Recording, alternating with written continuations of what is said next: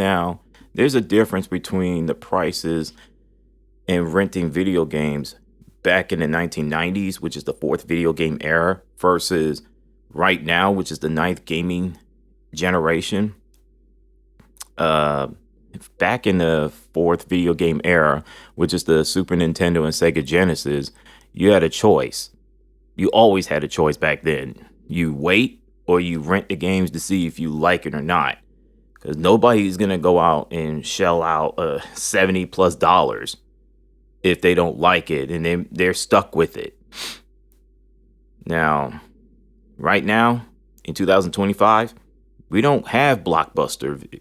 We don't have Hollywood Video. We don't have mom and pop movie rental store that carries video games when you rent it. Shoot, we just did away with Redbox a couple of years back.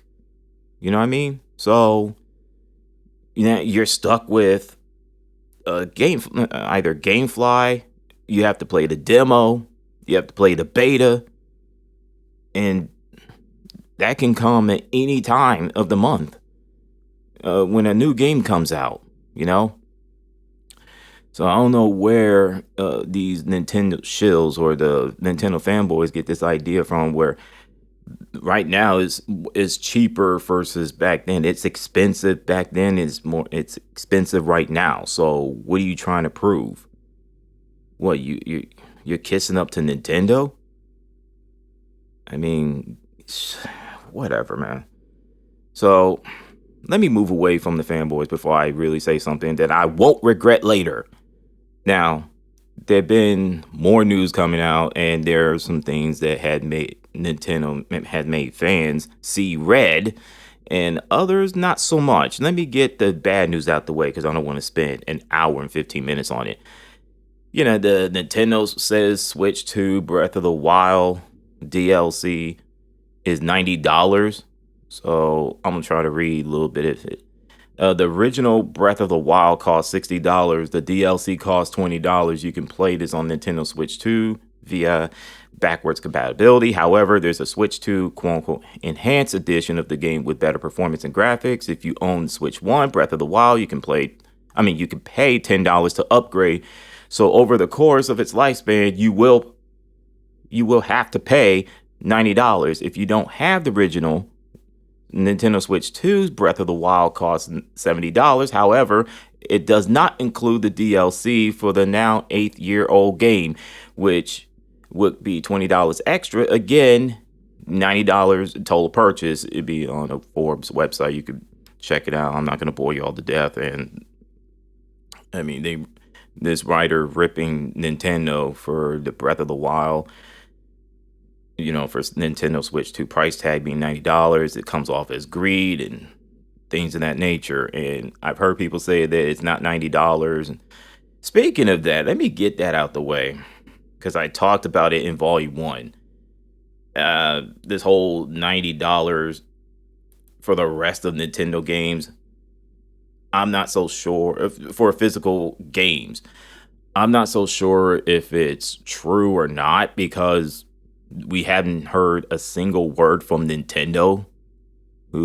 So this idea is $90 when a company has not said a word is insane. But if you think about with Breath of the Wild for Nintendo Switch 2, you add all those things, it will come off as, hey, it's going to be $90 overall. Not $90 price tag, but over time when you added all those things up. So, you expect Sony or Microsoft to catch heat for the things they've done, but you don't expect Nintendo to catch heat the way they're catching heat right now with Nintendo Switch 2 reveal at Nintendo Direct last week or 2 weeks ago. So yeah, it's crazy. And then people complain about the C button, which is chat on your Nintendo Switch 2 Pro console. The controller, excuse me. I think it's the same as paying a subscription online, Nintendo Switch Online, excuse me, for 19.99 or 49.99 for a year, I believe. So, I mean, at least Nintendo cleared that up. Now, I did say that there's going to be like a $10, you have to pay $10 for a welcome tour, which is a demo, and it was confirmed by Nintendo. So that really pushed fans over, not over the edge, but it pushed them to seeing Bloodshot Red and like, y'all gone too far with this joint. You have gone too far. Now, not all is lost. Not all things are bad. I've heard there was a little scalpel situation. I read it on Screen Rant website, and it was also somebody did a video on that one. So you can check it out for yourself. And I think it's good that people are putting scalpels in their place, especially on Reddit. And like I said, I'm gonna find the article, I'm gonna find the video. When I do, I'll put the link in the info box for you guys to check it out. I mean, it is hard enough to get your hands on the video game console.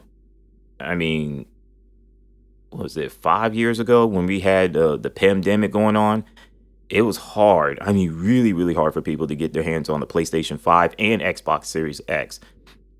I remember I was out of state, out of town with my family. We went to the Base Exchange military base, military store, BX, and I think it was about 4 years ago. And this was during the pandemic. And all of a sudden, I went to go check the video game section, and I saw more Nintendo Switch 1 consoles and Xbox Series S, which is the digital edition, than the Xbox Series X and PlayStation 5's standard and digital edition. I mean, it was sold out. I mean, they couldn't keep it in stores. And the scalpels had everything, not everything, but they play a role in it. So that was crazy. So what do y'all think about the situation with Nintendo's, with the Breath of the Wild 2, the C button on a Switch 2 Pro controller, you have to pay for that, and the scalpels being put in their place?